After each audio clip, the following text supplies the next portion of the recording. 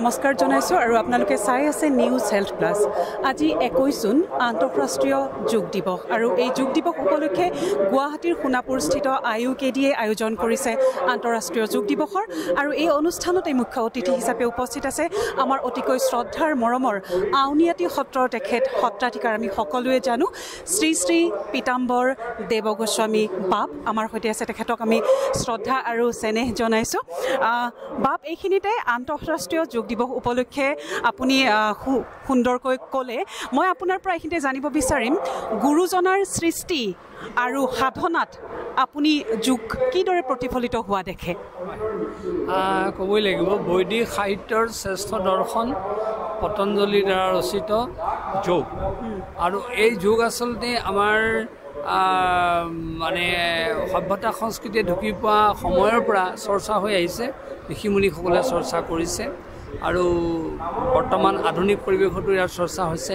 কিন্তু আমাৰ অসমত মহাপুৰুষ শ্ৰীমন্ত শংকৰদেৱ গুৰুজনাই এই যোগৰ মানে মূল প্ৰৱৰ্তন কৰিছে বুলি ক'লে ভুল কোৱা নহ'ব, কাৰণ তেৰাই আমাৰ যি সত্ৰৰ উপাসনা পদ্ধতি সৃষ্টি কৰিছিলে, নামঘৰৰ যি উপাসনা পদ্ধতি আৰু যিবিলাক নৃত্য গীত এই সকলোতে যোগ আছে। যেনে আমাৰ মাটি আখৰা এইটো সম্পূৰ্ণ যোগৰ আধাৰ। আমি যিটো মানে মাটি আখৰাত কাছবান দিয়া বুলি কওঁ সেইটোকে পদ্মাসন বুলি কোৱা হৈছে।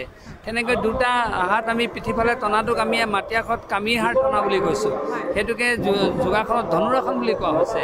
তেনেকৈ কাক পদ্মাসন, মৎস্যেন্দ্ৰাসন, অৰ্ধমৎস্যেন্দ্ৰাসন এই গোটেইবিলাক আসন আমাৰ মাটি আখৰাৰ লগত জড়িত আছে আৰু সেইকাৰণে মহাপুৰুষজনাই এগৰাকী দাৰ্শনিক তেনে গম পাইছে যে স্বাস্থ্য নোহোৱাকৈ সত্ৰীয়া সাধনা হ'ব নোৱাৰে, স্বাস্থ্য নোহোৱাকৈ নামঘৰৰ সাধনা হ'ব নোৱাৰে, স্বাস্থ্য নোহোৱাকৈ আৰু আপোনাৰ আধ্যাত্মিক চৰ্চা হ'ব নোৱাৰে। সেইকাৰণে তেৰাই উপাসনাৰ মাধ্যমেৰে আৰু সত্ৰীয়া সংস্কৃতিৰ মাধ্যমেৰে এই গোটেইবিলাক কথা সংযোগ কৰি দিছে। গতিকে সেইকাৰণে ক'ব লাগিব যে মহাপুৰুষ শ্ৰীমন্ত শংকৰদেৱ নিজে এগৰাকী যোগ সাধক। তাৰ উদাহৰণ তেখেতে পানীত আমি চৈত পুথিত পোৱা মতে পানীত তেখেতে যোগ সাধনা কৰি আছিলে। এইটো কেনেকৈ সম্ভৱ হ'ল? যদি তেখেতে মানে যোগৰ কথা নাজানিলেহেঁতেন বা যোগৰ চৰ্চা নাথাকিলেহেঁতেন এই পানীত তেখেতে সাধনা কৰিব নোৱাৰে বা এই সাৰ গৰুটোক ধৰি পেলাই বগৰাই দিব নোৱাৰিলেহেঁতেন বা ভৰা ব্ৰহ্মপুত্ৰ বানপানীত তেখেতে সাঁতুৰি আহিব নোৱাৰিলেহেঁতেন। গতিকে তেখেতৰ নিজস্ব যোগ সাধনাও আছে আৰু তেখেতে আমাৰ সত্ৰীয়া সমাজত এইখিনি সুন্দৰকৈ প্ৰৱৰ্তন কৰি থৈ গৈছে। হয়, ধন্যবাদ জনাইছোঁ। আৰু এইখিনিতে আপোনাক সুধিব বিচাৰিম যে সমাজৰ সৰ্বস্তৰৰ লোকক মানে যোগৰ দ্বাৰা প্ৰভাৱিত কৰিবলৈ হ'লে আপোনালোকৰ নিচিনা গুণী জ্ঞানী ব্যক্তিসকলে কেনেকুৱা ধৰণৰ পদক্ষেপ হাতত লৈছে বা ল'ব? বাপ আচলতে আমি ইমানৰ পাত্ৰ নহয়, তথাপি সত্ৰীয়া জীৱনটো যোগৰ জীৱন, কাৰণ আমি সদায় যেতিয়া উপাসনা কৰোঁ যোগৰ আশ্ৰয়তে উপাসনা কৰোঁ। গতিকে সেয়ে আমি সকলোকে এটা কথাই ক'ম যে আধুনিক চিকিৎসাৰ বহুত উপাদান থাকিলেও, সা সুবিধা থাকিলেও, ধন টকা পইচা ঐশ্বৰ্য আমাৰ সুবিধা থাকিলেও আমি আচলতে তাৰ যোগেদিয়ে জীৱনটো সুৰক্ষা প্ৰদান কৰিব নোৱাৰোঁ।